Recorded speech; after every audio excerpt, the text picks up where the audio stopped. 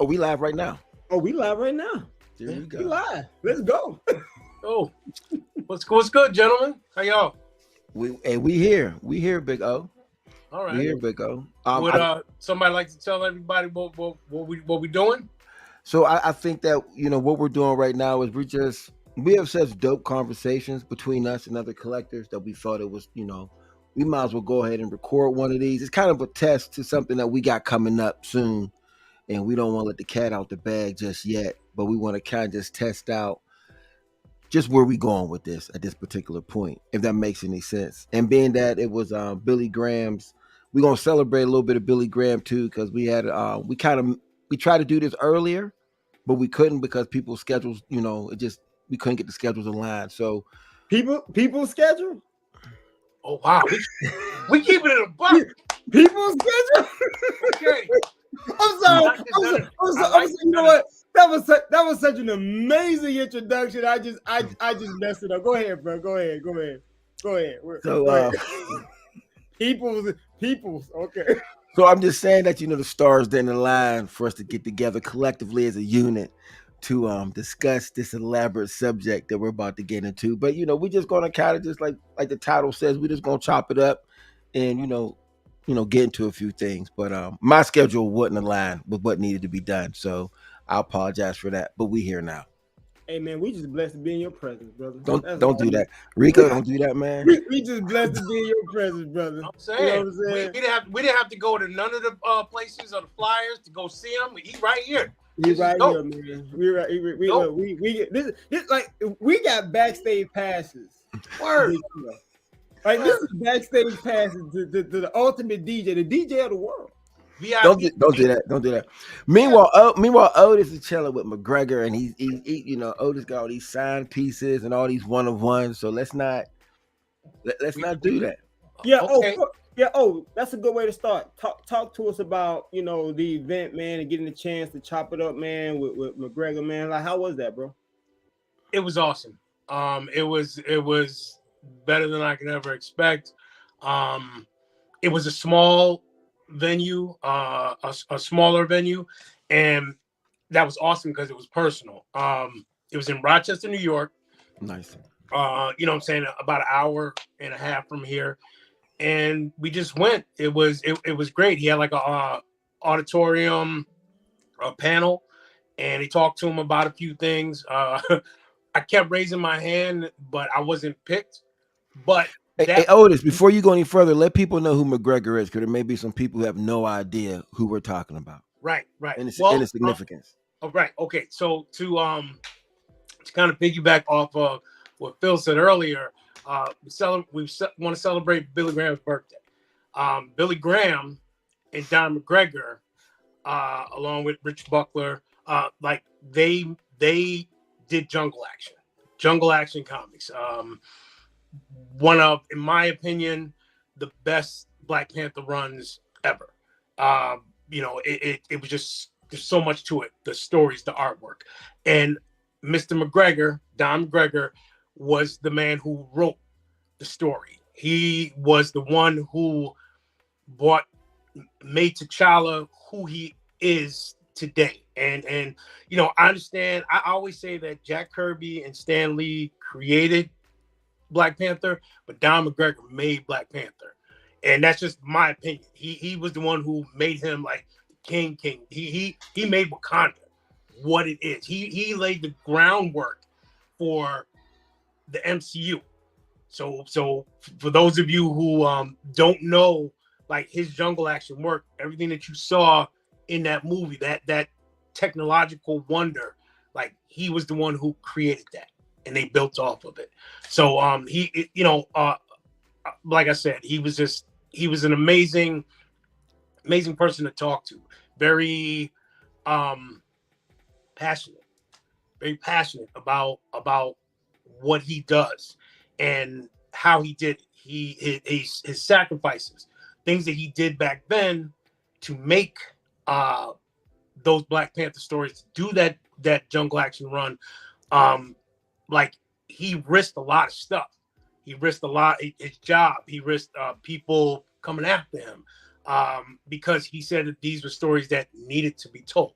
So he's a legend, man. He's a legend. He's a living legend. Right. And I don't think I'm not gonna go on a rant, but I don't think that the seniors, the OGs, get the respect that they deserve. I don't feel like, you know, people like McGregor, Billy Graham, you know, these were pioneers, and they don't get the respect that they honestly deserve. It's weird.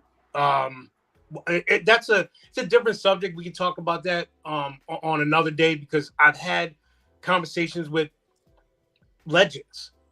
Bob, how you say his name? Wycheck. Cats like that. Joe Rubenstein. Like, they concentrate more on the artists of today now, when it comes to like Comic-Cons and stuff like that. And like those legends, Chris Claremont, you know, those legends, they don't get the love that I think that they deserve, because if it wasn't for them, none of this would be happening.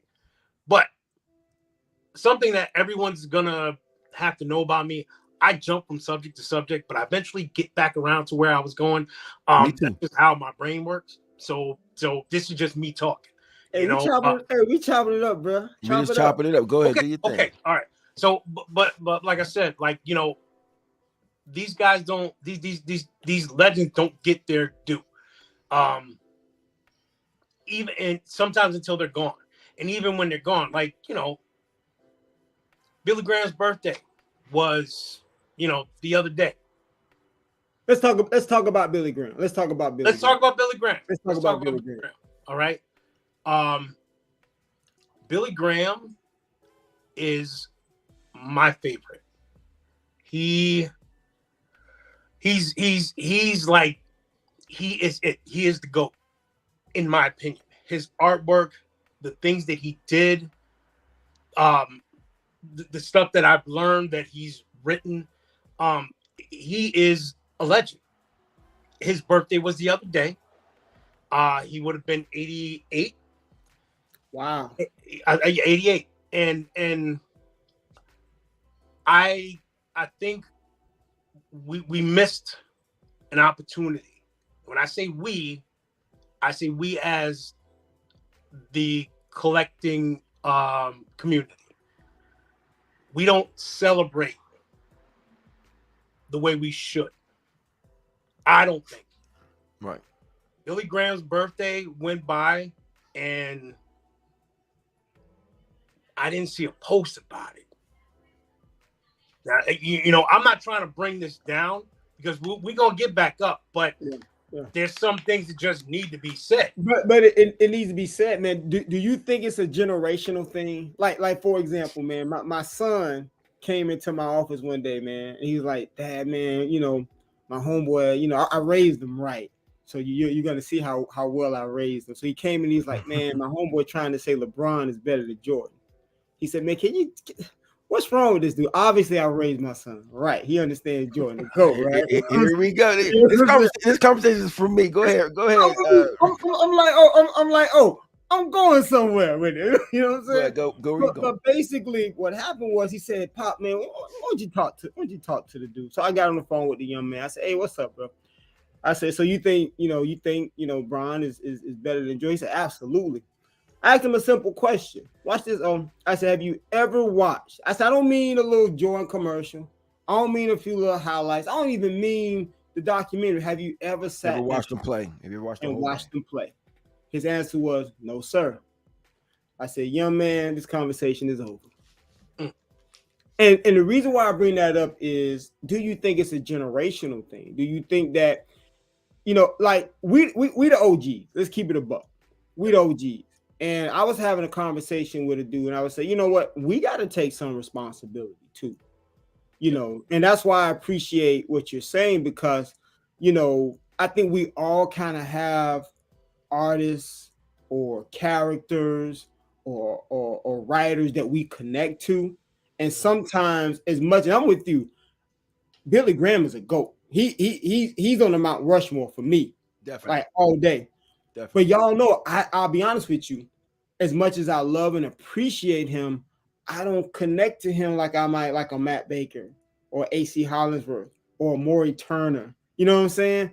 But it does. But I understand. So what I'm saying is sometimes I have to take some responsibility as one of the OGs. I have people hitting me up on IG, Black Key comments, hey man, who do you think I should be collecting? Who I need to start doing more educating, not trying to push people into buying a certain cat, but if we don't at least expose them, some of these younger kids, then like you said earlier, they're only going to gravitate to the younger writers or artists that speak to them, speak to their style, right, their dialogue, their vernacular.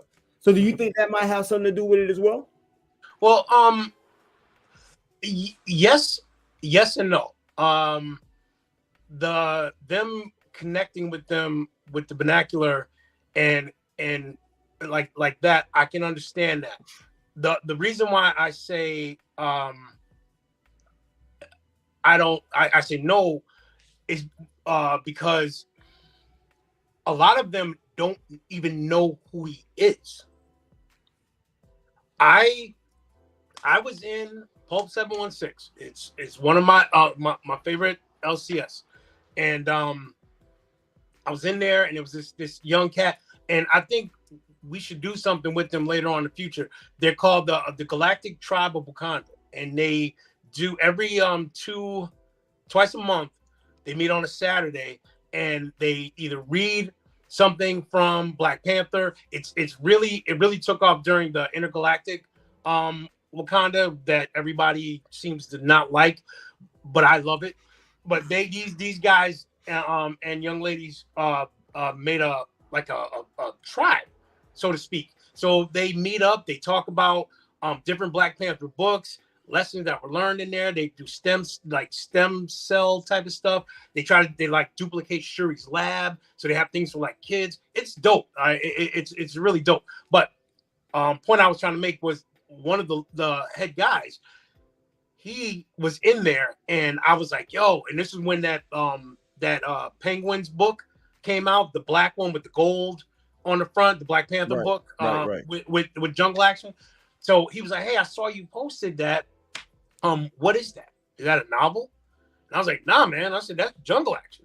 That's Don McGregor, Billy Graham, Rich Buckler. That's one of the greatest Black Panther runs ever." And he was like, "I've never heard of it." Now this dude is like, I want to say 29, maybe. Yeah, about 29. And he's a diehard Black Panther fan, but he had never heard of Billy Graham. He'd never heard of Jungle Action, Don McGregor. So I said, you need to pick that up. Amazon got it on sale for $14.99. If you don't want to buy it, I'll buy it for you because you need to read this. If you are a Black Panther fan, you need to read this. So, you can see like where he came from, So it's like they don't know because they don't know. When I don't know if I want to share this one. Hey man, we chopping it up, man. If you feel okay, good, all right, let it rip. Okay. It don't get no safer than this spot right here, bro. Okay, all right, good. This is what we do, man. It's a safe space.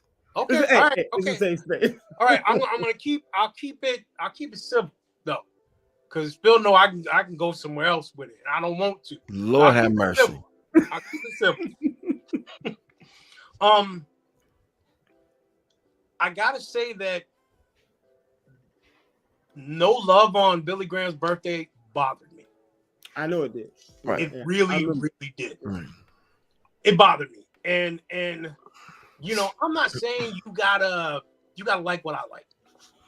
I don't expect anybody to be a fan like me. I don't tell anybody how to collect. I'm trying to, how it is with our community. Sometimes we get along, sometimes we don't. And I think that regardless, however it is, there should be some like commonalities that some things Right. that just have to be. You know, Something should bind us together. something should Right. Especially something should historically. bind us together. You know what I'm saying? Right. Something should bind us together. And you know, I think things like, you know, like Billy Graham, Mount Rushmore. Billy Graham, most people know who that is. Billy Graham is a legend. Billy Graham is not only a black legend, he's a legend. Like he transcends that. And, You know, let me interject, and I apologize. Please. This is something that you said that I appreciate, man. This is something we have to be very clear about. When we talk about the Billy Grahams, look, I get it. I know that culturally there are spaces that we've created that most people may think that we're somewhat isolating ourselves or putting ourselves in a bubble, or maybe creating some level of of separation, for lack of better words, right? You know, kind of these exclusive groups. But I think what people understand, I'm happy, especially on IG, people understand that for me, it's always just been about education.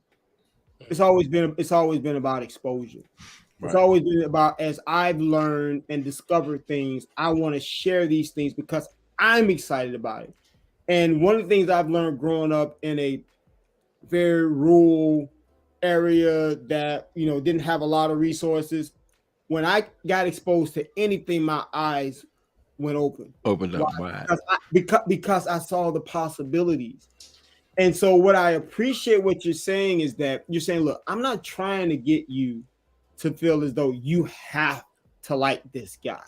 Right. But what you're saying is that there should be if you identify yourself, and there are groups that are doing their best to try to man, now I'm tap dancing. Oh man, we're not gonna do this today, y'all. We just okay, yeah, right. we just learning how we just testing right now. But there are groups that are really trying to make it's a rough test. It's a test for real. It's gonna be a rough test, it's a boy. rough test. Be going in it. Well, I hate to get canceled the first. That's what I'm saying. Let's not do that. But there are groups that are going out their way to identify themselves as, you know, the place for you to get the information. But I feel like they still kind of remain on the surface. They're not, and I appreciate they do try. Don't get me wrong. I see attempts. Right. But you said something so important. You said it's not the fact that he's a great black artist. He is a great artist. Right. Billy Graham, what he was doing at that time, he was at the top of his class. Right. Doesn't matter the color of his skin.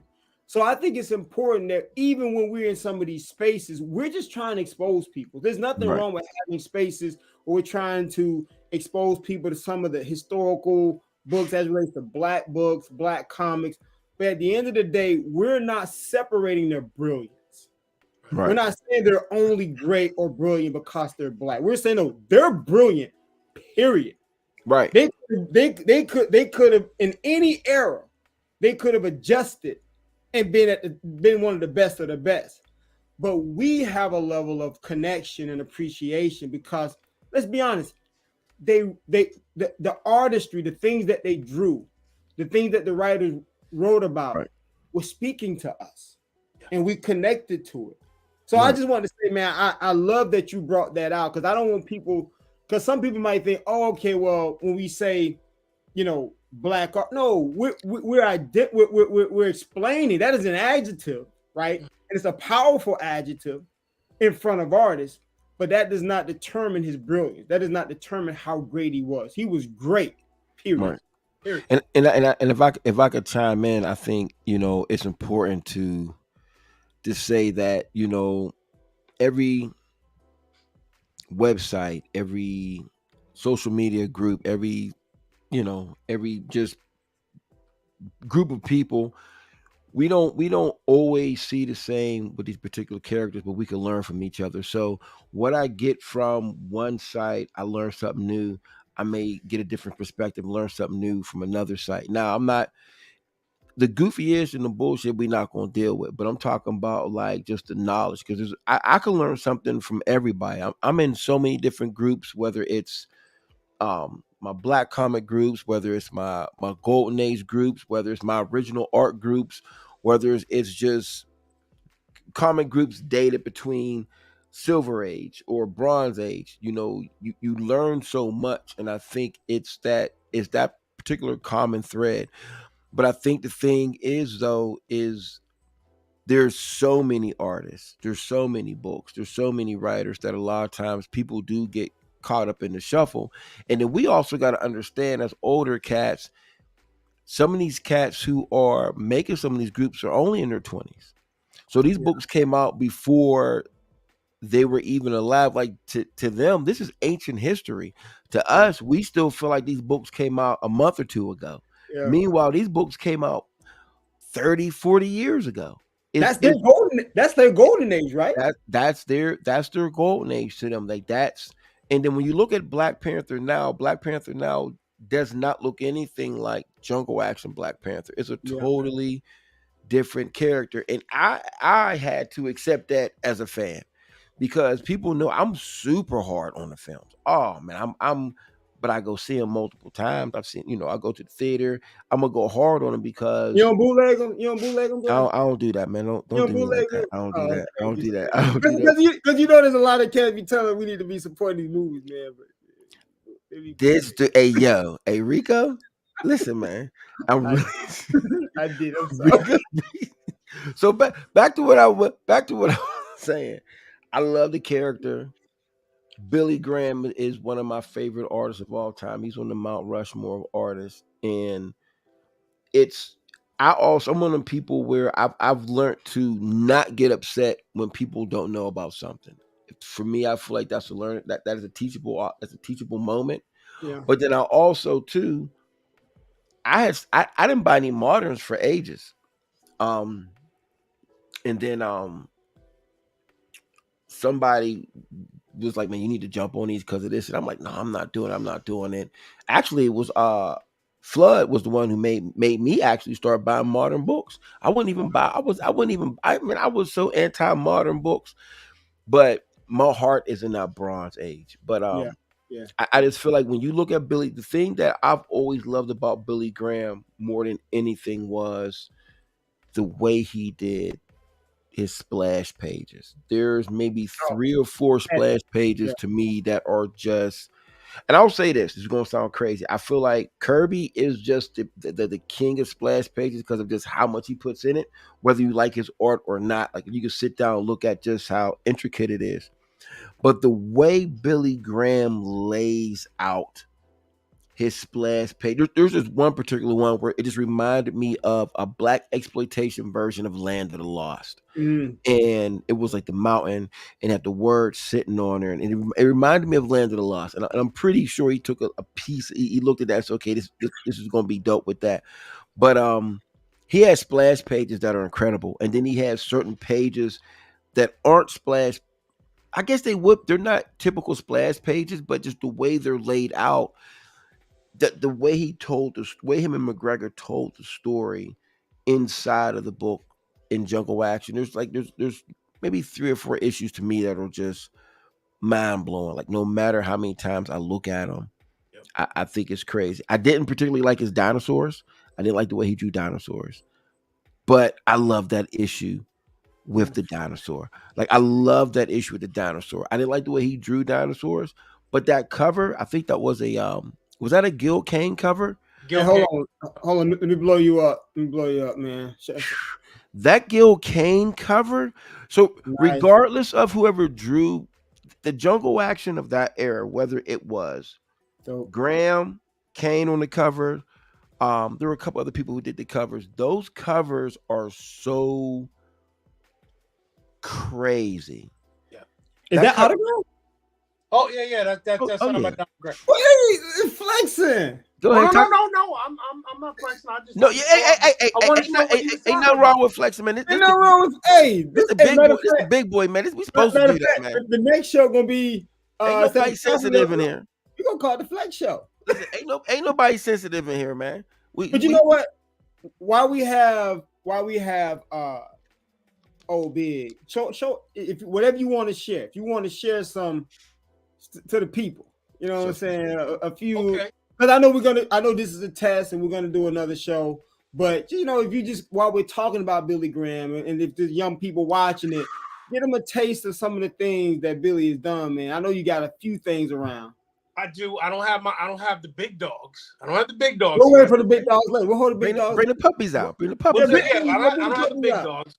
But I do have a couple comics and things Yeah. like that. So well, all right. How about this? I'll just show. Bring the Chihuahua. Yo quiero Taco Bell. Bring the Chihuahua.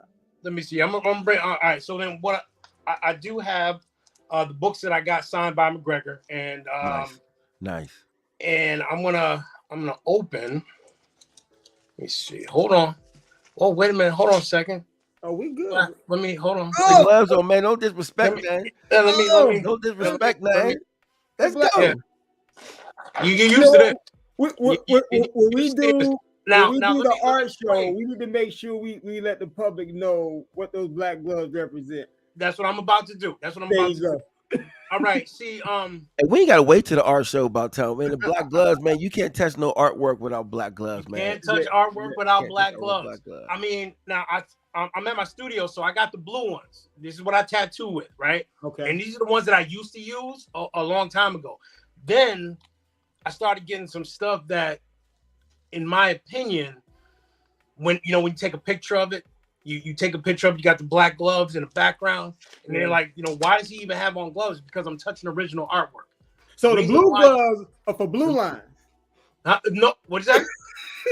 I said the blue gloves are for blue lines. Blue gloves for blue lines, and that's something we'll talk about. Oh, hold on. Let's get my man up. What you got? Yes. There you go. There we go. That's it. There you go.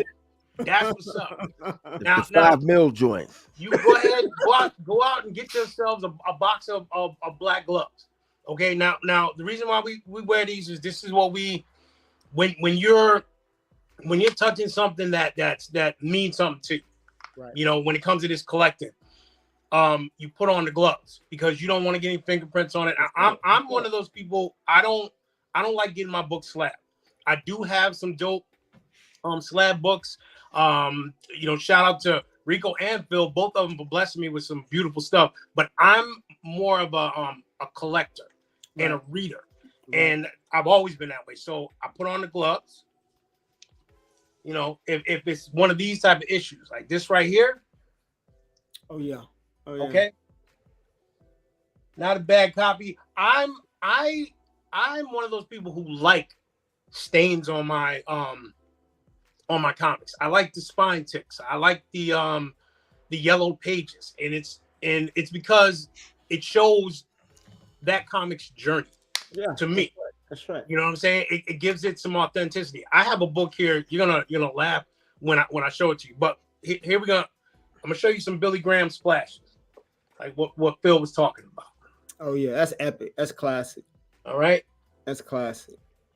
Have you ever seen that artwork for sale? That particular splash? Yes, I have. Yes, I have. Okay. This one, I mean, it's going for big bucks. I've seen quite a few splashes. Speaking of which. Speaking of which, go ahead, do it too. This is a public service announcement for anyone out there who is thinking about getting into getting original artwork. First of all, if you see something that speaks to you, I'm about to hang up. No, you're not. No. Because we teaching everybody tonight. Hold on. Hold on real quick. Let's zoom in on my boy. Thank you. There you go. Let's get a good look. Get a good look at him. Get a good look at him. Okay. Yeah, this is called. As I was saying, if you get some artwork and you see something that you really, really want, right, buy it.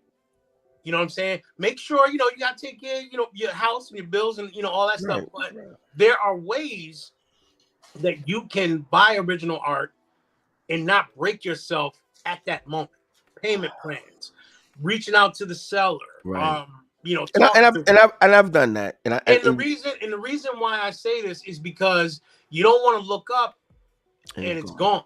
You're right. Yeah. And then it may get into the hands of one of those collectors who don't like to post his stuff, his or her stuff. Right. Yeah. So then it's gone. Yeah. Or you don't want to wait some years and then they raise it like $500. And, can I say something quick? This is something I've learned. I think is important as a collector. Okay. You got to make your mind up if you in it, if you're actually going to be in it. And the reason why I bring that up is because of this. You know how sometimes you're like, man, I need to just chill, man, because right now, man, it's just too much. You know what I'm saying? You just need to just relax a little bit. Yep. But then something shows up, and you're like, yeah, it's that thing you've been wanting. Yep. Right. But you're in the mode where you've been trying to relax a little bit. And I get it. Don't get me wrong. Look, you said something important. We have to be responsible. Yes. I've said this many times. We are blessed to be able to collect things we don't need. Yes, totally. sir. Yes, sir. That is a blessing. But one of the things I've learned too, and I've had to remind myself of this, is that if I'm gonna be in it, then I gotta realize I gotta be in it. Yes. We say you can't be almost pregnant. Either you is or you ain't.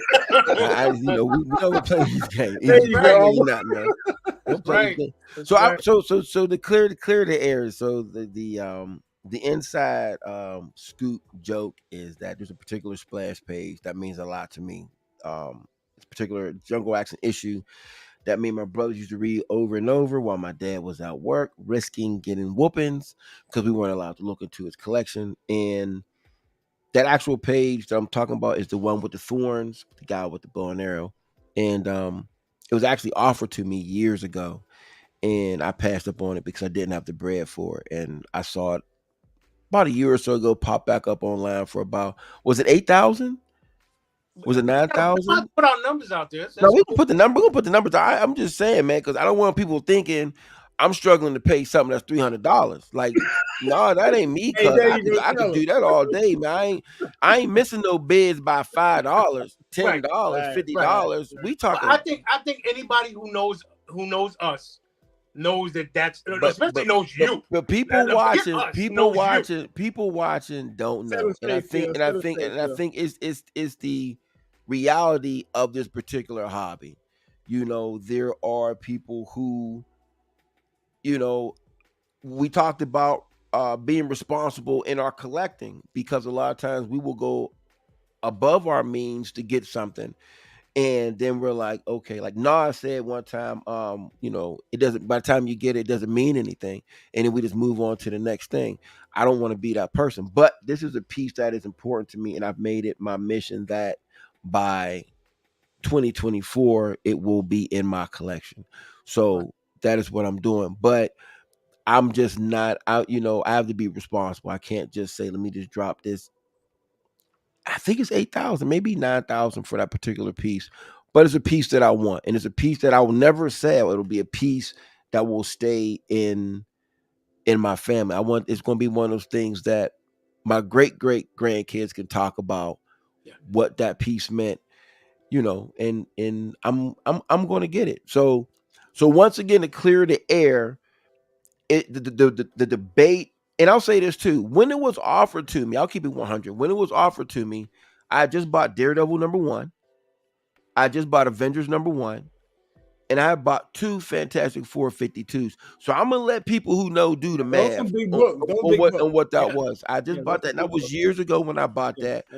And so then when that came up, I was like, oh man, this is crazy. And we'll go into that whole story again. But, sometimes you just can't do it. But it's, I got a big thing coming up pretty soon, and I'm going to maneuver in a way that I can get it. And if I have to let go of some other things to get it, I will get that. But I'm not going to hurt myself. But I'm not going to hurt myself in the process. My man. Does that make sense? Makes sense. Since Otis want to put me on blast. No. Right. It's all good. I'm a big boy. I can take it. No, listen, I can take it. Like we say, iron sharpens iron. And that is something that I do want in my collection. I want that piece in my collection. So I'll do almost anything to get. Pause. But I'm going to We're not playing the pause game either. We're not almost, playing the pause game. Almost anything. I'm going to tell you right now. Let's if we're going to keep this a buck, and we going. So I'm gonna get. I know you don't, brother. Oh, but listen, I'm gonna get that. I'm going to get that piece of artwork, and it's going to be in my Oh, collection you by gonna get it? Yeah, 2024. Yeah, definitely. We 2024. spoke of pieces that belong to people, For sure. and the thing is, the other people that have it now, they're just holding it for you. For right. sure. I love that. I love that. Yeah. You know what I'm sure. saying? That's the way I feel about certain pieces. There's certain pieces that I've had my eye on for years, and I'm like, I'm cool. I can wait. He's just holding it for me. Oh, if he has to give it to somebody else, then they're just holding it for me. I'm going to get that piece that I want eventually. Right. So it's just you see something that you want, it makes you feel, then you're supposed to go for it. That's just my opinion. And in collecting, what we do. I agree. Now, does anybody else? I know Phill got something next to him. I don't want no smoke.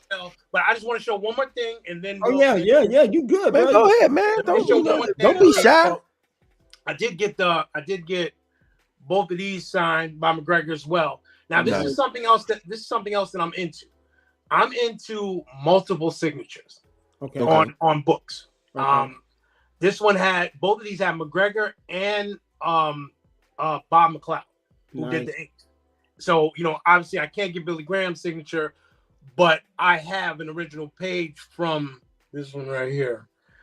So I'll settle for that instead of the signature. Hey man, did you say you'll settle for that though? No, what I'm saying is I'll settle for that one for now, and I'll show that one a little bit later. Oh, and speaking of which, this is a perfect thing to story with, like what you just said, Phill. Phill informed me earlier today that the Billy Graham page that I got, the very first one, was offered to him years ago.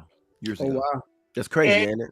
And he didn't get it, and I kept telling him thank you, because And he said thank you to me like 6 times a day, I did man. say I thank said, you. you know what, man? Yeah, I did need you to say thank stop.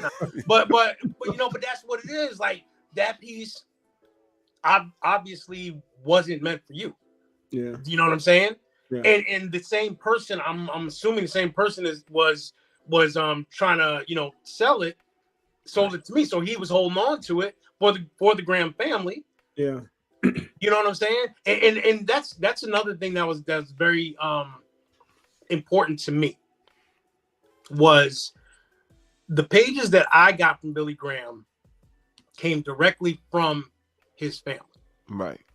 The only middleman was the person who was helping them sell it.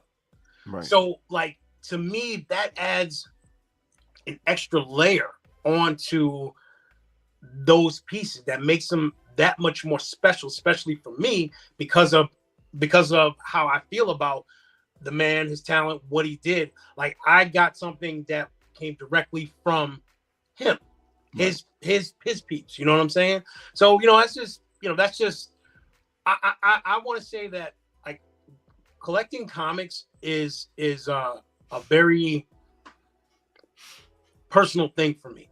Okay. And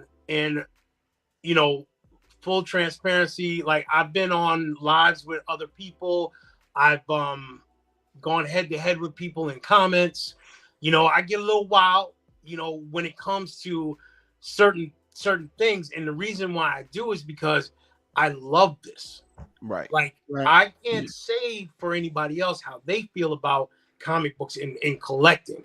But for me, I take it very seriously. Like, Phill once said it before, grown men getting, this excited over comic books. Yes, because there's a reason behind it. I have a reason for loving this hobby the way I do. So when I get a little bit passionate about it, I'm not a little bit passionate about it. I'm passionate about it because this is a part of me, and it's been a part of me since I was 7. Right. You know what I'm saying? So I just love this hobby. And then when I found you gentlemen and people in other groups and Brother Jay Winston, and you know what I'm saying, when I found other people who were like me, because for years it was just me. And I, like in my mind, that's the way I felt. It was just Right. me. And to find other people who feel the same way I do, it's amazing. So that's why I'm so passionate about it. So I'm gonna stop, and I'm gonna let Phill or Rico grab something from the side because I know both of them got something. Yeah, Rico, man, it's time. It's time for you. It's time for you to throw some heat up, man, real quick. Yeah, Just grab something. but please let me come back around after everybody's Oh done. wait, come on, man. And first You of want to all, go? that's You subtle. want to That's go subtle. last? I like the way you subtly. See what he did? He What was I like, do? "Hey yo," he was like, "Hey yo," and I just got I got all these signatures, but you know what I'm saying, I do got an original page, but I'm gonna go But back to that later. That was good No, though. no, I no, liked it. no, no. I like what he just did when he was like, "Hey, man, so I don't want to hog all the time. But I want come back to around because I got some we go heat to for show. y'all. But when they done, make sure y'all come back for the grand finale." it's because this one particular thing that I bought with me Yeah, is it goes into like what I was just talking about why I love this hobby, and that's all. And I just want to say something, and I don't I mean, want to. what we waiting on, man? Bust it out the plastic. Let's go, man. I yeah. want to Go see to it. bust it out. I don't want to wait. Let's go. Okay, all right, cool. Hold on, hold on. Let me zoom you in. Let me zoom you Yeah, in. man. All right, cool. This dude gonna bring out Billy Graham's first No, drawing I'm as a not. No, I'm 6-year-old not. in elementary No, I'm school. not. And you know what? This this particular thing that I got Right. is very, very special to me. Like extremely special to me.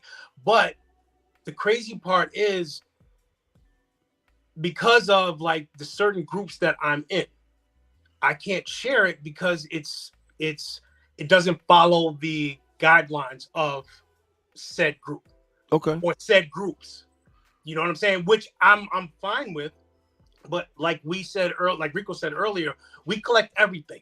Right. You know what I'm saying? We collect everything, every character. We collect all types of stuff. So this is something that's special to me. All right, first, um, the thing that was dope about meeting Don McGregor, it was a small venue, and it was Don McGregor, and sitting next to him was Joe Rubenstein. Mm. Um, Now, who's Joe Rubenstein for those that don't know? That's what. Okay, for those who don't know. My bad. No, okay, no. I need that assistance. Please help. You know me. I'll just start going. Oh, you good, bro? You good? All right. Joe Rubenstein he's an OG. He's a legend. He's been around for a very long time. He's done. He's mainly an inker. He inked Wolverine #1. Famous cover with him. Saying "Come here with the claws." Right. Yeah.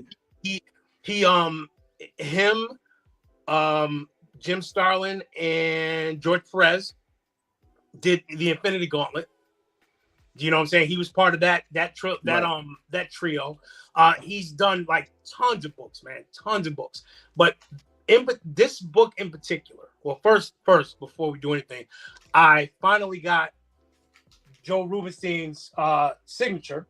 Ooh, nice. And I had George Perez because I went to a dinner for him and met him, and Jim Starlin was there as well. So I got all three of them to sign my finally. And see, that's another thing about collecting that I love. Like it's not a sprint. You know what I'm saying? It's a marathon. Right. And it's a journey. So it took me 4 years to get these 3 signatures. Nice. But it's a beautiful thing once I had it. You know what I'm saying? Right. Okay, so now Joe Rubenstein, there's this book. Quick backstory: how I got into collecting. My grandmother was a housekeeper, a maid, and she would bring home stuff for us, clothes. You know what I'm saying? Food, just stuff that toys, all types of stuff. So when I was 7. She comes home and she says, "Here, little Otis, I got something for you." And it was an army green backpack, and it was full of comic books. There had to be maybe 10 in there, but they were all different. It wasn't sequential. It was like G.I. Joe in there. There was not G.I. Joe, excuse me. There was Spider-Man. There was Power Pack. It like stuff like that. Right. Legion of Heroes. a couple of DC ones, Squadron Supreme, I believe.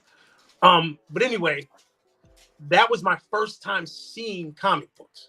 Never saw them before, didn't know what they were. I instantly fell in love. Right. Okay. So I carried that bag around with me everywhere.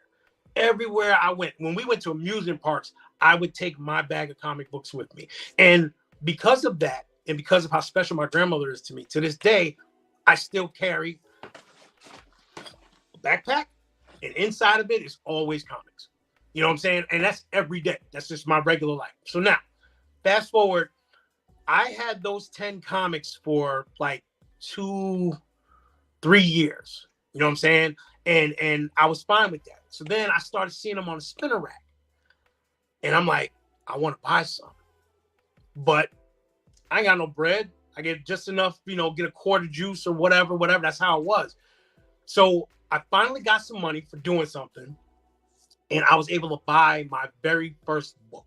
Nice. Very first comic that I purchased. Nice. Right? So I was amped. And I'm thinking about, I remember seeing this one on the rack. So I'm there and I'm spinning the rack. And I come across this one. Amazing Spider-Man number 257. Wow. That's okay. Dope. All right. This is the book that I bought. This is the book that I bought off the rack. Nice. All right. So now this book was special just because A, I bought it, and B, who is this guy on the cover? He looks dope.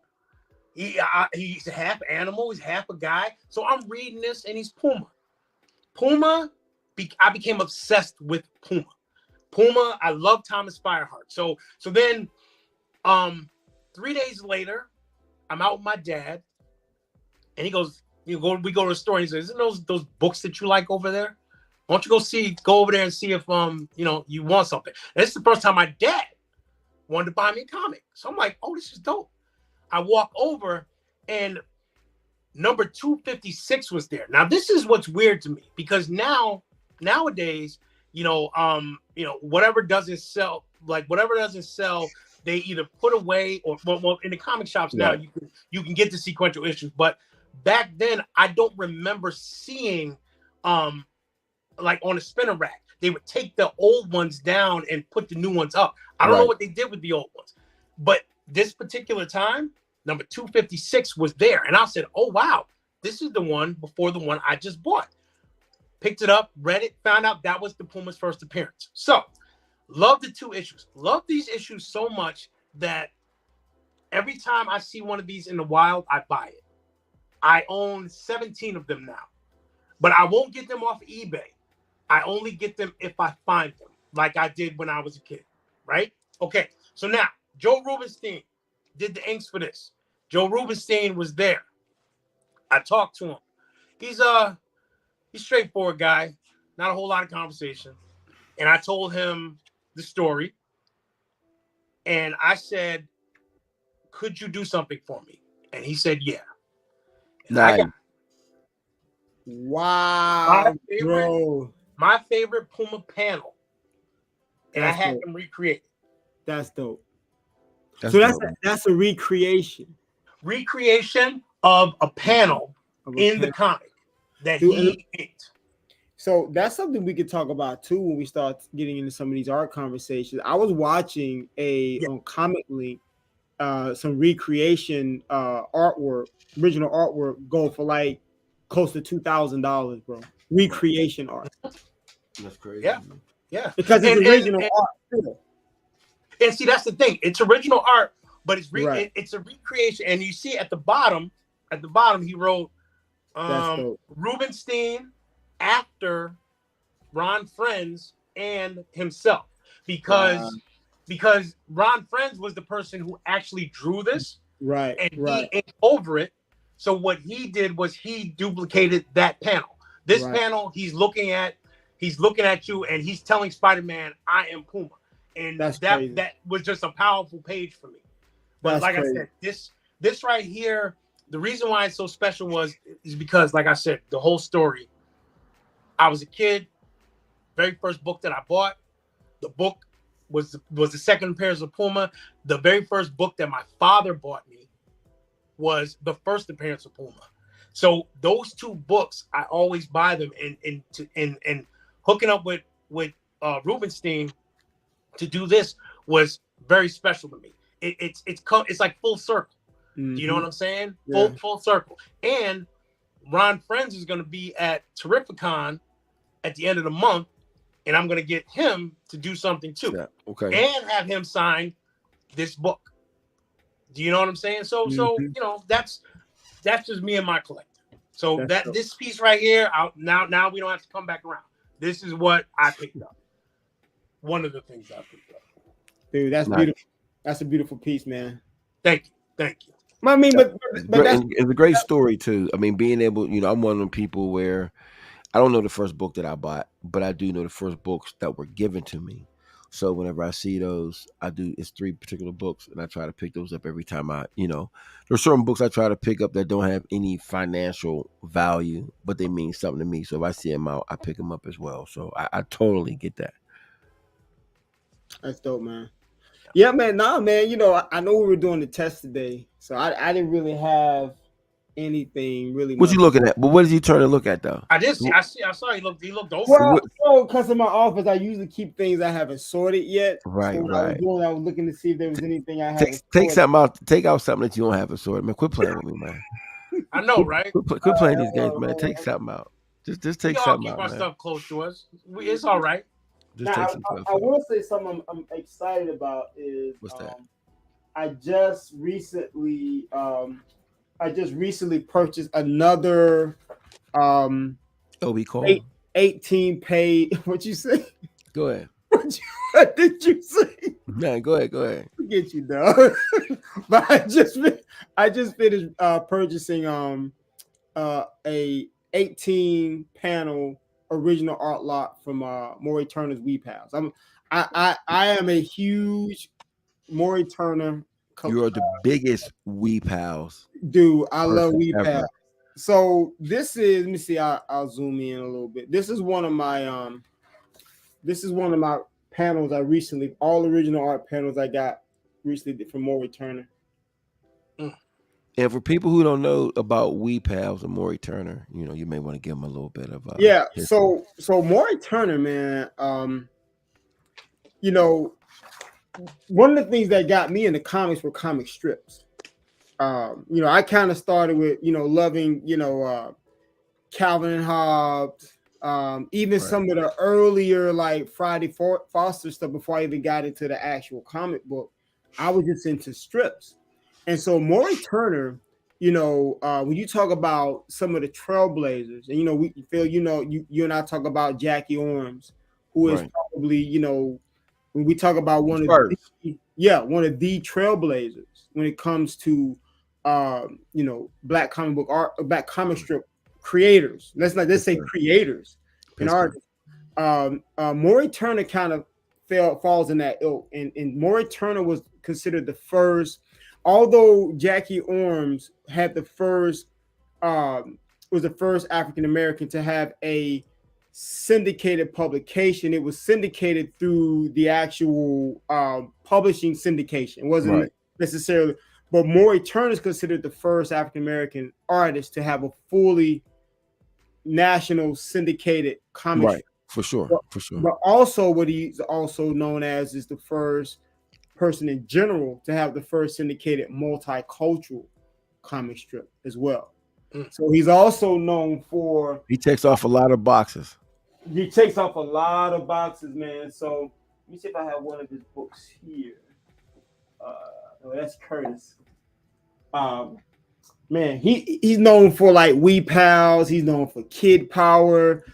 He's known for so many different things. So one of the things when it comes to Maury Turner, I try to buy like all of his work. Like here's some pieces. He said all of his work. I try to get it all. Like I want to have the largest Maury Turner collection that ever existed. Not mad at you. That's what I want. That's my goal, and I think I'm pretty close. But these are some individual pieces here. You know what? I don't have my black gloves. Man, that's crazy. So Well, you can touch them through the plastic. Touch them We through go the we gonna pause plastic. to the next show Right. that's Yep. cool. Yeah. because I'm out of character right now. Yeah, So, man. We can, yeah, man. but We got. with that said, though, man, but more I can eternal, send you some. man. I can send you some gloves too if you need. No, I have some. I have some black gloves. Right here, That's all right, man. It but just shows. we're not gonna hold up the show looking for We're not black going gloves. to. That's right. We can do it on the next one, man. If you notice, my This is title a says test. black key. Don't say black gloves. So we good. Yeah. This just a pilot episode, man. This This is a ain't. pilot We episode, ain't man. even got no graphics or nothing Yeah. going, man. But no, but that's some of the stuff I've been because some of this stuff I'm trying to get framed. Also, I want to get a lot of this Right. stuff framed. So I'm trying to organize it, go through it. I want to try to frame it like create certain themes as far as how I want to have it framed, the stories and different things like that. So yeah, so that's kind of a little bit of what I have right now. Am I able to borrow some of those for the exhibit in 2024? Absolutely, man. I'd You can borrow appreciate some it. for And I it. and I and I and I gotta go and I gotta rack Otis's brain. I gotta go and try to steal some pieces that he got because he got some heat over there that he's holding on to. And I he ain't making going no noise over here. I'm definitely going to both of y'all and grabbing some pieces. I'll kind of semi shift a little bit. Okay. I think for me, I am a Matt Baker all day, Billy Graham all day. Um, but I am almost obsessed with Nubia. Um, and when I say that, I'm more or less talking about the I like where she's at now, but for me, it's her introduction to me is so dope. And I think that people forget that when Nubia was introduced, Wonder Woman didn't have powers for like a year or two, maybe even longer. And I think people forget that whole backstory to that. And the fact that Wonder Woman was damn near James Bond in the comics at one point, and DC Wow. decided to strip her of her powers. And people don't, there's like a whole run of Wonder Woman books where she has no powers whatsoever. And they stripped her of her powers and they had to do something with the feminist movement. But that's a whole nother situation where, if I'm correct, they felt like, she doesn't have to have powers. It's crazy. But anyway, so they stripped her of her powers and they had stories where she was like James Bond. She was like she was James Bond was doing karate. She had a sidekick, and I'm gonna say his name wrong, and I don't want to do that. But I believe she hits her head on a rock. I'm not lying. And I'm not lying. She hits her head on a rock or something crazy like that, and then she remembers she's Diana, the princess. This is real. This is real. And then when she goes back, and then she realized there's somebody else that has taken her place, and it's a black woman who was made out of black clay, and that's Nubia. But it's just crazy how just Wonder Woman's that character's journey where they weren't dealing with her on that particular level. And I think people forget about that. And that's where, Nubia came from. And for me, Nubia never really had her own her stories and whatever. And it was just a dope way of kind of introducing her. And the fact that they made her a black character to me was really dope. I always thought that was really dope. And she was going to be on the Wonder Woman show, but the show had got canceled before that happened. Mego had even produced a toy, which is worth a ridiculous amount of money. I've had two. I only have one now. Let me see if I have it close to me just to check.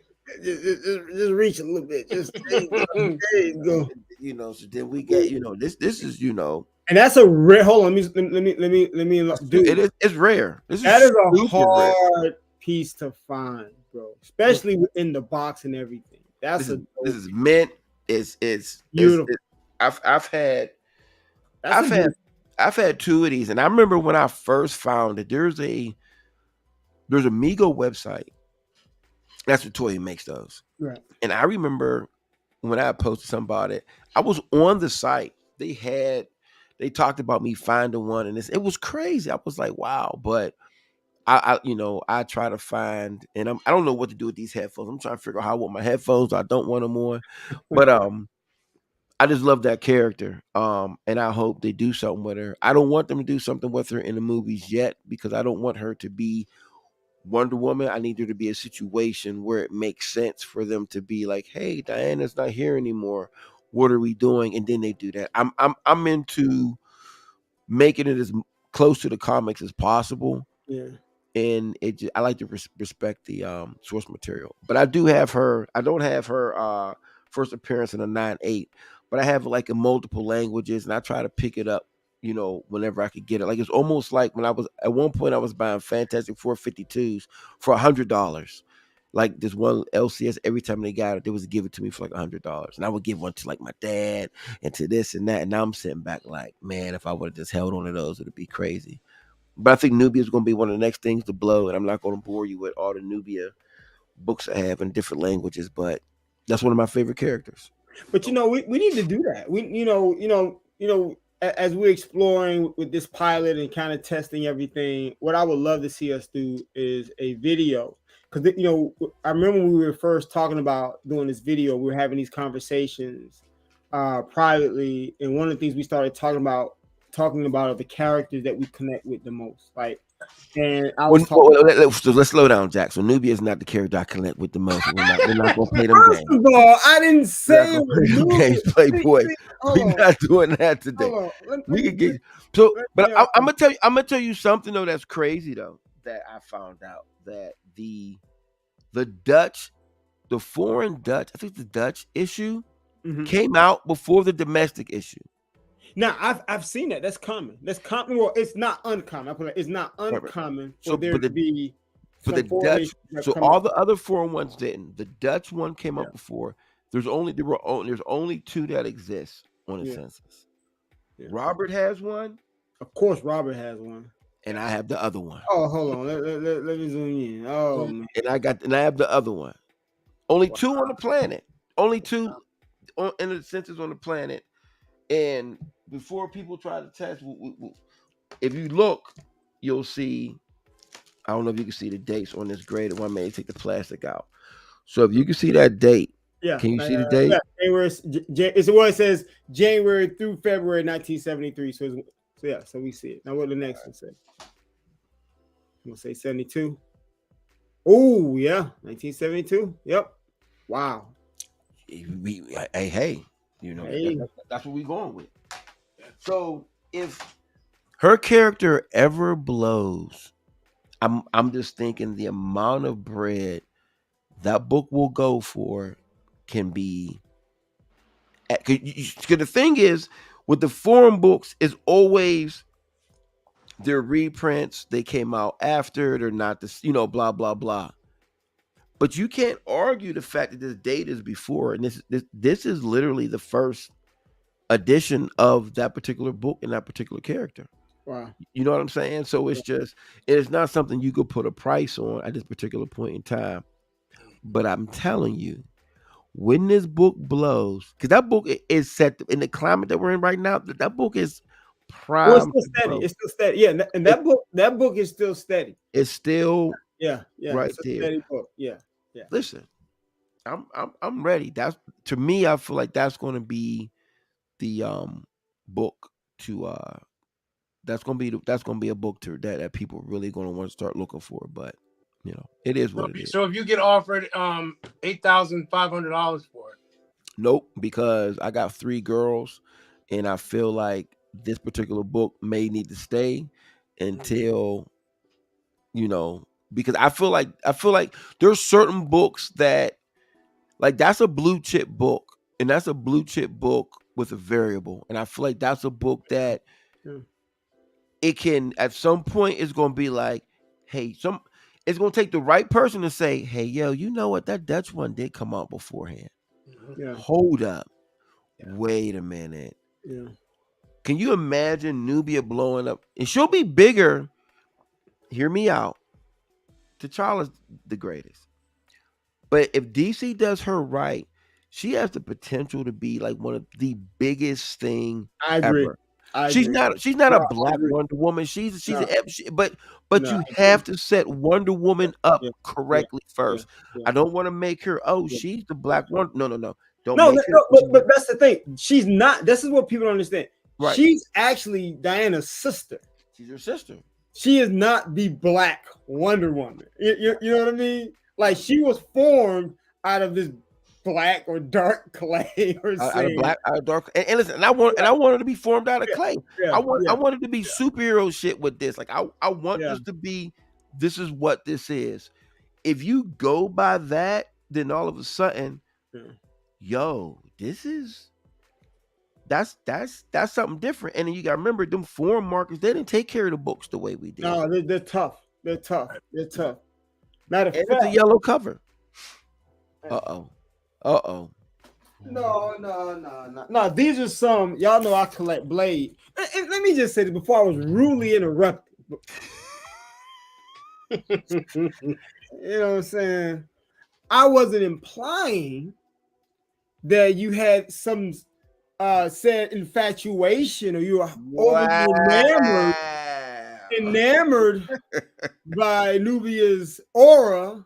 I was just saying it would be cool because we had a previous conversation. For sure. To really talk about some of these characters, whoever the character is, Phil.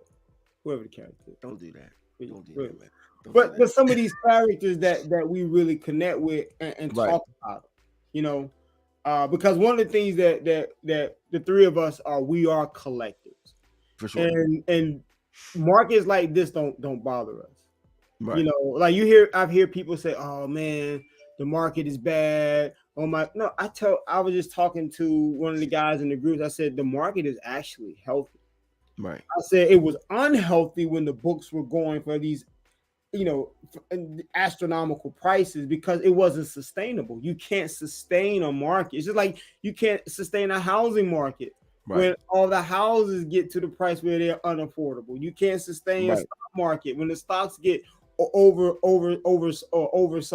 So it was happening to the comic market. It's a market, and markets are based on fear and greed, and people got greed. Prices started going up. But when you're collectors like us, market don't phase us. Right. Because 95 at minimum, I'm saying minimum, of the books we have, we don't want to sell anyway. You see what I'm saying? But with that said, since you're talking about some foreign, these are some of the latest foreign books of the GOAT. This is I don't have that one. Nice. Of course you don't. Of course you don't. You're not supposed to have this. You don't. If y'all look at my headline, it says Eric Brick's little brother. That's my big brother. You got this one? I do not, sir. I didn't think you would. I didn't think you would. Don't let me go downstairs. You got this one? I do have that. I do have that one. No. I do have one where the corner box is a circle, but I don't think it's that one. Oh, of course you don't. Of course. Wow. And do you have this one? I do not, sir. I don't. Man. So you owe for everything tonight. You owe for It's all good. Hold on. Let me get that glare out. Hold on. I guess it's hold on. Let the glare stay so it can just shine on you. Let it just shine. Man, you got I want you to dream about what you don't own tonight. That's right. You got me on this one. I want you to dream about what you should have tonight. Ooh. I want you to dream about how great you can be one day. Oh wow! Keep going. Keep. I want you to dream about. But nah, man. So no. You got like 20. You got where the other ones at? Oh no, these are just the recent ones. Oh, I'm sorry. Recent ones. These are just the recent. Yeah. I mean, I got a couple foreign blades too now. You know, I got a couple foreign. Yeah, you got a couple. I got a couple. I'm about to go downstairs. Don't make me go downstairs, dog. I mean, I got this one too, though. I know you got that one. Hold on, yeah, German. That's the German. I love the German. What's that one? Wait a minute, that's another one. That's another. Okay. German. Okay. You doubling up? Triple. Triple stack. You got the BBD. You got the BBD set. You got the Belleville DeVoe Germans. Oh, okay. My bad. I'm about tired of you, Rico. Nah, Well, I man. don't have none of them. I don't have none of those. I don't have a Tomb of Dracula. You know what I'm saying? I have a lot of Blade appearances, but I don't have his first appearance. But watch this. You know, this is what people are gonna learn about us. You notice when O say I don't have a Tomb of Dracula. What normally happens in other groups? You mean to tell me you don't have a Tomb of Dracula? That is a must-have book in any black respectable comic book collection. Look, collect what you like, love. Right. That's it. That's it. But Collect what you love. But what about your other guy though? Who Luke Cage? Just Billy. That makes sense if we talk about Billy Graham. I mean, Luke Cage. I mean, well, keep in mind, Phill reached over and then said, "What about your other guy?" So that means he got something. Hey, listen, he got me beat on the great. Oh shoot! Wait, he went to the black folder. You know, I got to dig into mine because I mean, I don't have what you have, but I do have what I have. For but sure. I'll wait. I'll wait. Oh, you wait. That's my bad. We're going into overtime. No. I'm done. I want. Hey, look, I don't want no smoke with nobody tonight. Right, let me pull out another pair of black gloves. Oh, you want me to put my bullets back? Hey man, hold on, man. Put my bullets away. This what we doing. You want to get shot? Hey man, if this what we doing. Oh, okay. Well, you know, I mean, I'm just trying to keep up with y'all. I'm just trying to keep up with y'all. You know, what I mean, I don't own any blade. I don't own any blade whatsoever. I mean, like number one, I don't own foreigns. I don't even. Tomb of Dracula number 10. You know what? This is what I'm gonna do. No, I don't. I'm not gonna pull out. I don't need my black. You want to play? You want to play? Hey, we gonna play these games. we can all play these games. Hey, no, this is what I'm gonna do. I'm not gonna pull out my since I don't have my black gloves on. This was already still in the plastic, so I'm safe. What is that? Man, this is one of my dude. I wanted this so bad. This is in the Night Stalker run with Blade, one of my favorite runs, and this has always been one of my favorite panels. Like, look at that picture. Look at that picture of Blade. That's crazy. That is crazy. This is a sick panel. And when this thing popped up, man, I was like, I'm not losing this. Yeah. I'm like, I'm not losing this piece. Yeah, that's right. You're right. You're right. You know. So I was able to pull this one out since I don't have my black gloves, and it's already still in this plastic. So I think it's safe. It's protected. So, but the next show. Oh, okay. I see. You see over there. Come on, man, pull it out, man. Who are the zoom in? Okay. Wait. Could you pull that back up? Wait. No. Don't put it on me. Rico had something. What did Rico have? I didn't see it. Oh, you didn't see it? Okay. Well, you know what? I'm glad. I bought some stuff and I was hold on. But I think. Wait a minute. Okay. Did Phill just bring out a portfolio, a rifle case? I'm saying, sniper like rifle. Like a hitman. That's a hitman suitcase. He's setting it up. All right, and listen, I want to see what Otis got, man. I got to teach a class in the morning. I'm tripping. Let's go. I'm hyped though. Let's go. We'll do this. Ooh. Remember, I said certain pieces belong to you. Somebody's holding. This gentleman, he's one of the Bianchi brothers. His name is William. There's three of us. Well, actually four. And we collect strictly Simone. I mean, not strictly, but mainly Simone Bianchi stuff. So my man, he had this piece, and he said, "I need to get rid of it, though, and this belongs in your collection." Wow. So he sent it to me. Okay, I mean I bought it, but this is Simone Bianchi, Wolverine number 52. Look at that ink. Sabretooth versus Black Panther. Sabretooth is one of my all-time favorites. Black Panther is one of my all-time favorites. This is one of the dopest pages that I own. Right. The detail in this, man. Don't nobody draw Sabretooth like Simone. That's just my opinion. Dude, You that know, ink he's is crazy. savage. That Just ink savage. is crazy. That ink is crazy, dog. Yeah. And getting a page, and this is on Bristol board too.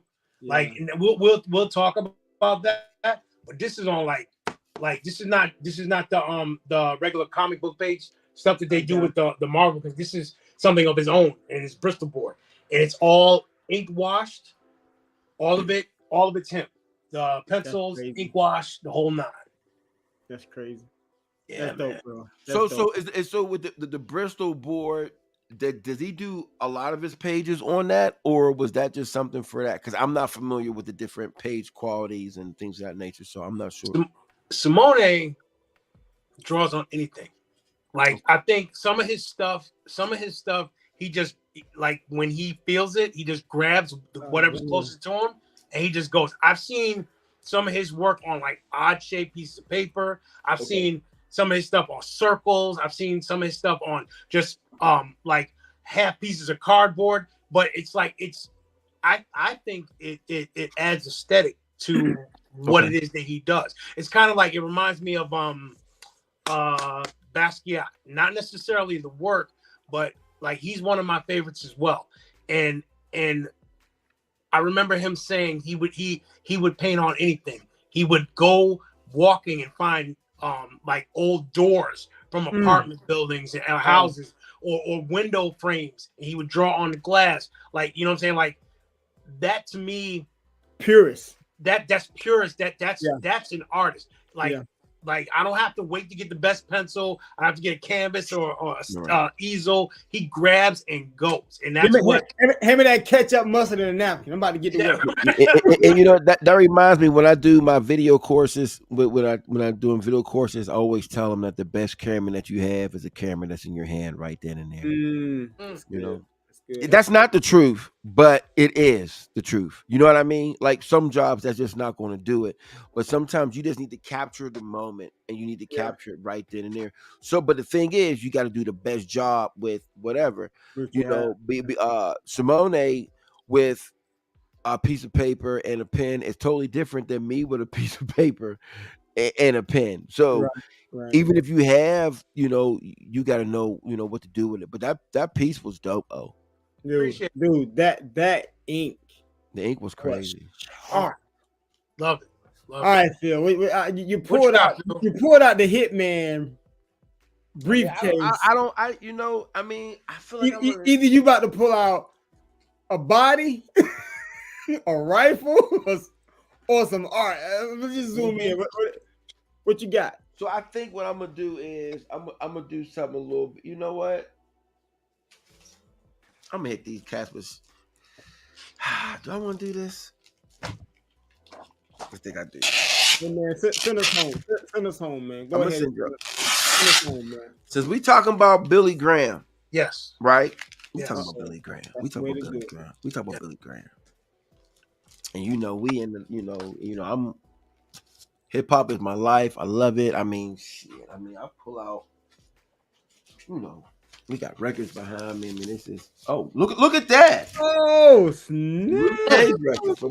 I didn't even soundtrack too, bro. I didn't even mean to do that, but I'm just yeah. But we just going. We gonna do it like this. Hey, I told you you're gonna do that. He can't help it. He got to just flash a few things.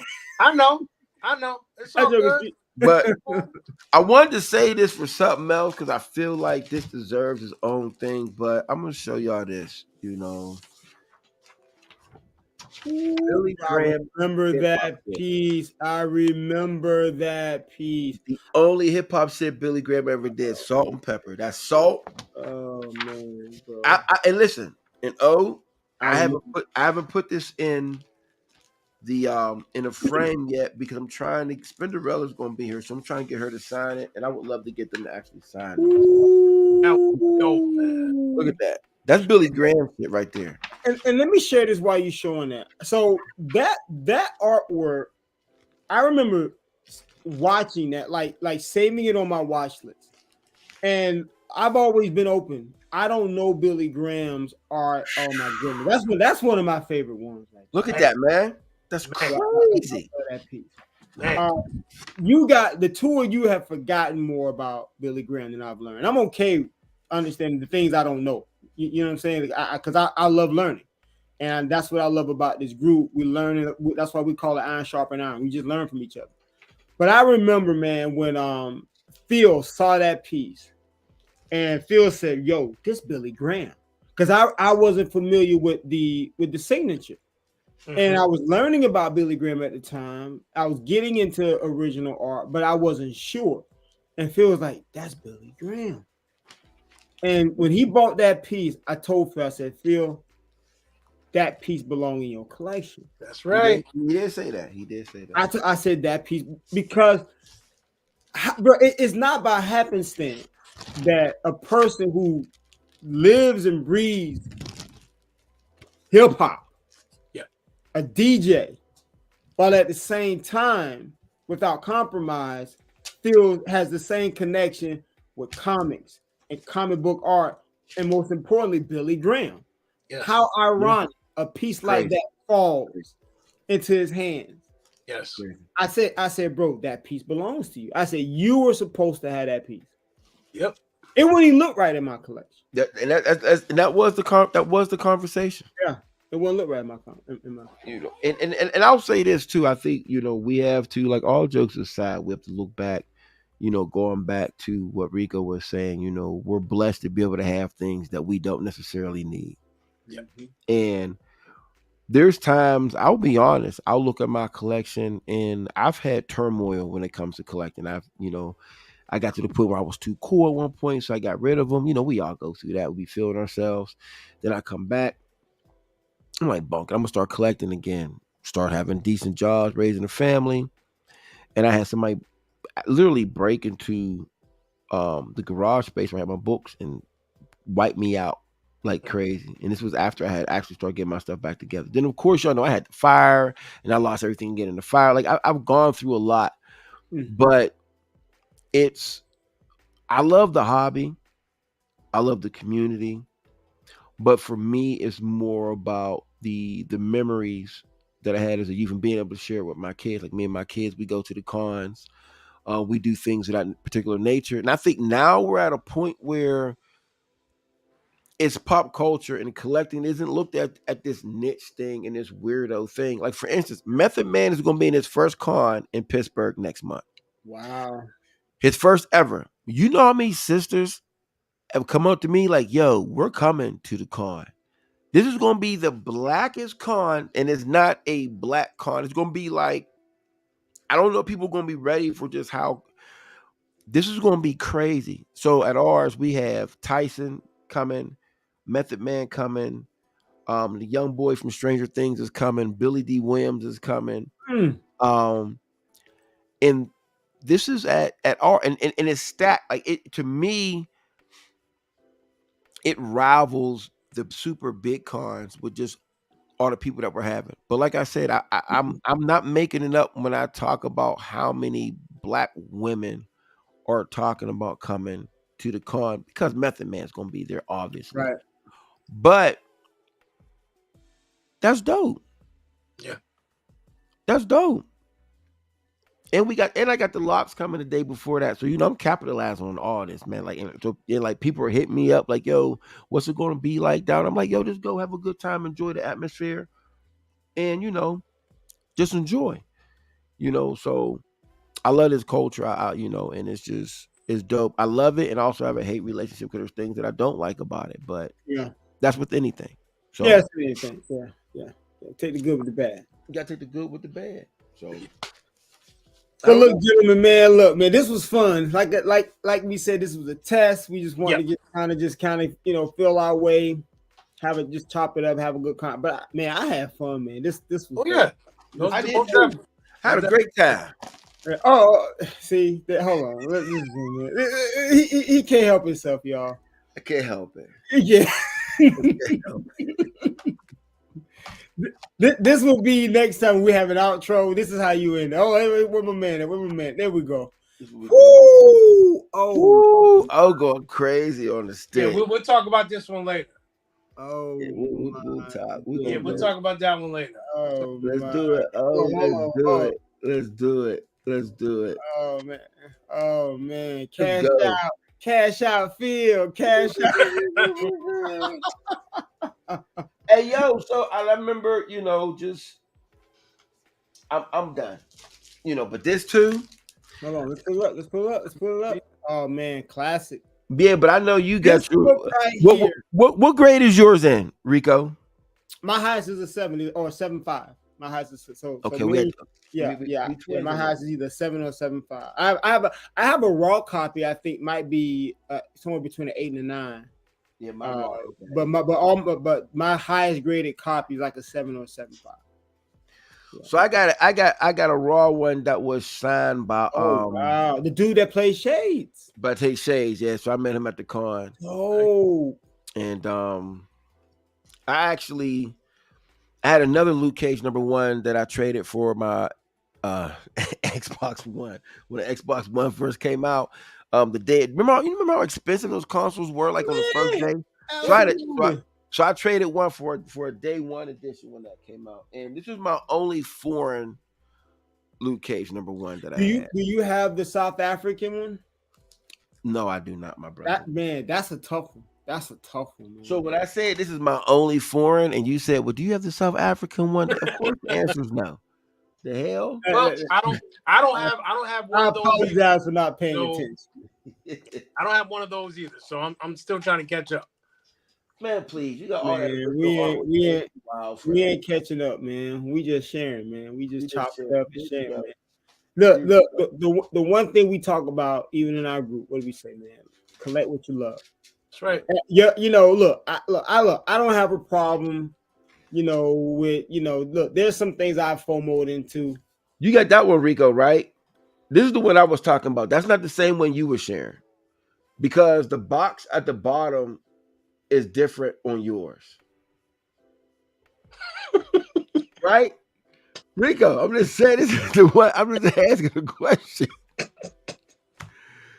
My bad, Rico. I get excited.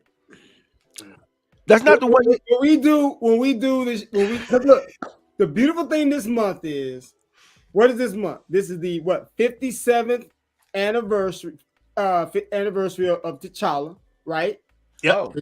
But it's also the 50th anniversary of Eric Brooks, Nice. aka Blade. So the cool thing about it is we got some time this month. Maybe we can do a show, and when we do the Blade show, I'll be more than happy. I don't want no smoke on the Blaze show. I don't want no smoke on the Blaze show.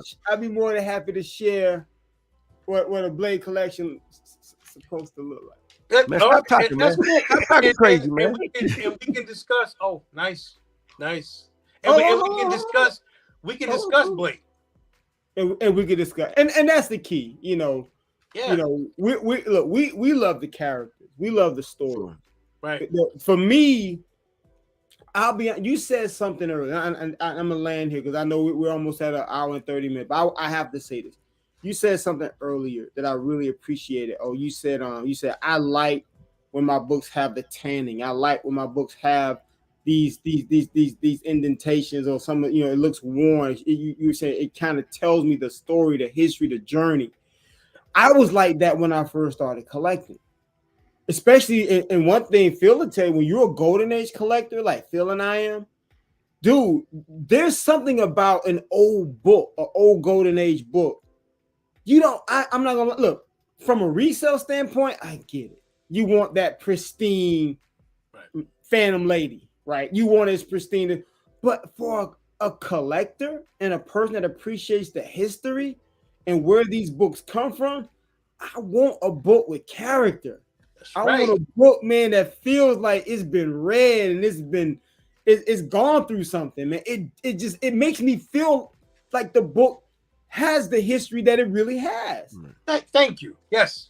I agree, but guess what? I want that high grade book, because them books like that in the golden age, the pages be brittle, and the pages are super brittle. And so for me, I do. The one thing I will say is some books I just want to just have. Like I have it I and agree. I will. I agree. I would prefer as high grade as possible, but don't get it twisted. I'm not um I'm grateful for whichever I get, and the fact that these books have made it through these journeys That's is the key. dope to me.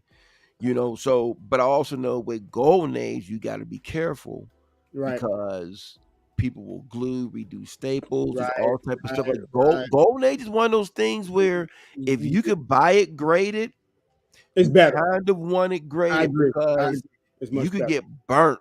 Yeah, that's You true. get you could get burnt on a Yeah. golden age book Yeah. really quick and Yeah. don't And even don't know. know it. No, I've seen it. I've seen it. You're right. You're 100% correct. And I want to give I one thing too. I want to give Rico a shout real quick if I can before we go because I know we've been on here for a very long time. There was a particular Matt Baker book that you talked about, and you were saying like, I don't know why this book isn't worth more than what it is. Of course, it's not Seven Seas caliber or whatever, but you said it. I don't know if you said it to me or I saw you. You said it somewhere. I instantly had to get it. And I remember being somewhere and I saw a high grade, super high grade, and the price was astronomical. So many of these books fall under the radar. It's amazing that you can see the same book and the prices will be totally different. And it may be because it's listed Mhm. differently. A Mhm. word could be spelled wrong. You could do whatever. So this book isn't worth a lot, but I will say this: you made me grab this Oh this yeah, this particular absolutely, one, absolutely. and I was And like, "Go ahead, go ahead." and the reason why that one is important is they actually did, and if anybody watches this, correct us, but I think they did at least 4 or 5 reprints of that book. So in order to determine, pull that book back up, the way to determine the first print is the first print has that red price point. The other ones are going to be like a yellow square or something. So that's how you know you have the first print. And I will take that book any day in any condition. Like Now that is, I don't know. I don't know what is that book. I don't know what that book is. yeah, that's a really early Matt Baker. Matt Baker book. Early- And the reason why I've always felt like that book is so undervalued is that the Seven Seas book looks very similar to that. And that's one of Matt Baker's most sought after book is the one with the lady with the red dress. You have the waterfall. That book is almost like a type and shadow, of that particular book. So I've always said to myself, wow, that book commands such a high premium. Right. This book, it's almost like they say, if Jordan is the original, Kobe's the remix, this book should be the remix. You know what I'm saying? This book should really, and it does like that book does carry a lot of weight and it graded even in mid to high grade. It doesn't have to be super high grade. So it's not a cheap book, but it's a very slept on book because I think a lot of people can't tell the difference between the original and the reprints because there were several reprints. I think it was like 4 to 5 reprints of Yeah, that. several. Yeah, there were several reprints of the actual book. We gonna do a Matt Baker show? Say it again. Are we gonna do a Matt Baker show? I Oh, think I think a Matt Baker show would definitely be something that be educational, let people know, and then with the two of you, with your expertise, I think you would really educate folks on him and me as well. I don't know a whole lot about Matt Baker. Same like how you said about Billy Graham. I don't know a whole lot about Matt Baker. Right. So I think between the two of you, you can teach me and everyone else. Right. You're the perfect two to do it. I that's just what I think. Iron sharpens iron. That's what we do. All day. That's what we All do, day. man. Well, look, man, gentlemen, anybody got anything else to say? Anybody want any parting word? Hey, any parting words?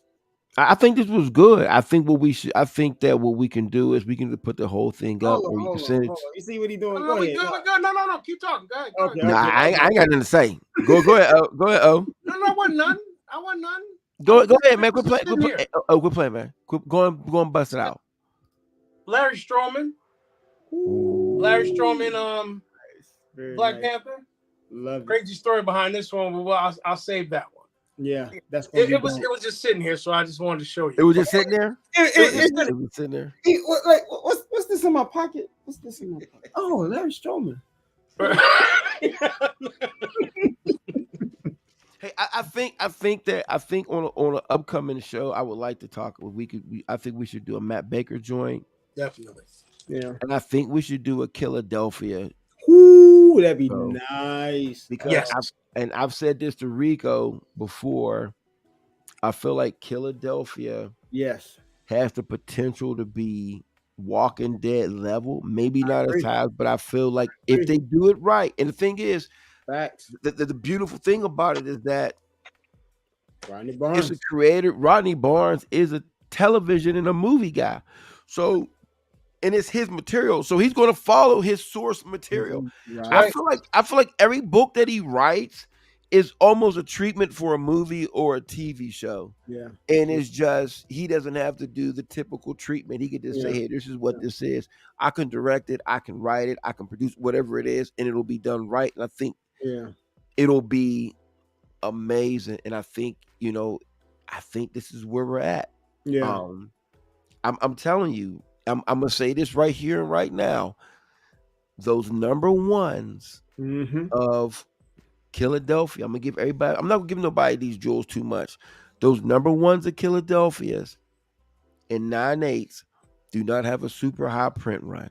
No, low print run. So Yep. you could play if you want to, Yeah. and especially that 1 in 500. There's only 500 to exist, and there will not be 500 9/8 at any point in the No, game.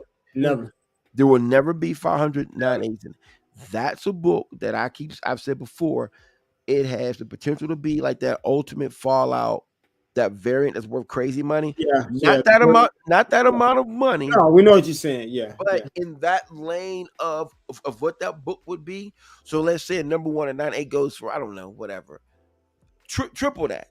We're gonna Yeah. triple that for that because that is. And I'm not talking about the 1 in 25. I don't care No, about I know that. what you're talking about. I know what you're talking about. The Yeah. 1 in 500.